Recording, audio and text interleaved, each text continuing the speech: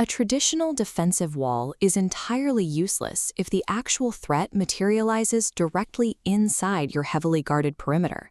SecureBank operates as a distributed architecture of over 200 microservices, highly integrated APIs, and globally dispersed databases. Systems at this scale carry an immense regulatory burden. Processing millions of transactions requires strict compliance with frameworks like SOC 2 and PCI DSS to ensure customer financial data remains isolated and protected at all times. Yet, in many of these environments, access provisioning remains a human-driven process. An engineer requests access, a ticket sits for 3 days, and an administrator manually configures passwords. When that engineer leaves the company, revoking those credentials relies entirely on someone remembering to do it. Operating at a distributed scale while relying on manual access control guarantees blind spots. These oversights inevitably compound until a forgotten credential results in a systemic breach. The traditional approach to securing these systems relies on perimeter security, commonly enforced by a virtual private network. The logic assumes that if you are physically inside the office or authenticated to the VPN, you are a trusted actor. This network diagram illustrates the fatal flaw of that model. If an attacker steals a single credential and breaches the outer gateway, the defense systems stop checking. The attacker immediately gains unfettered lateral access to all internal systems. To secure a modern distributed environment, we have to discard the perimeter model entirely and implement zero-trust architecture.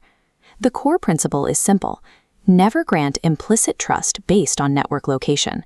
Whether a request originates from a corporate office or an unknown coffee shop, the system must explicitly verify the identity and context of every single action.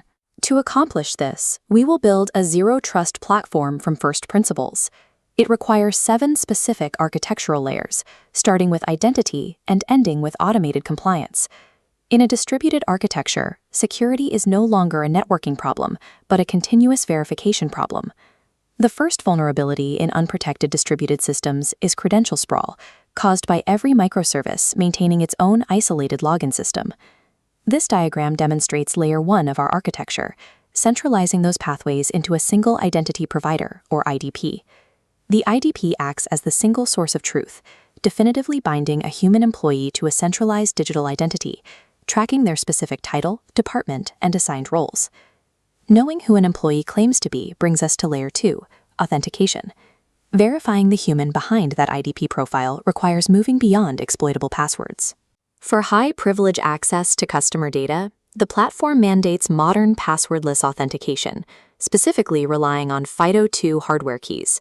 A hardware key requires physical touch and uses public key cryptography to prove the user's presence. Because the cryptographic challenge is unique to the specific session and website, it mathematically eliminates the risk of phishing and credential replay attacks. Establishing a robust centralized identity layer ensures a system always knows definitively who is requesting access, effectively neutralizing credential theft. Authenticating an identity is insufficient. Systems must constantly evaluate what that identity is allowed to do. This matrix is layer 3, the authorization engine. Requests filter through 2 tables. First, role-based access control handles broad permissions, allowing an engineer to read logs, blocking financial data. Second, attribute-based access control evaluates dynamic context, checking variables like business hours, trusted IP, and device status. To enforce these rules, we introduce Layer 5, access control enforcement. This enforcement gateway acts as a strict toll booth.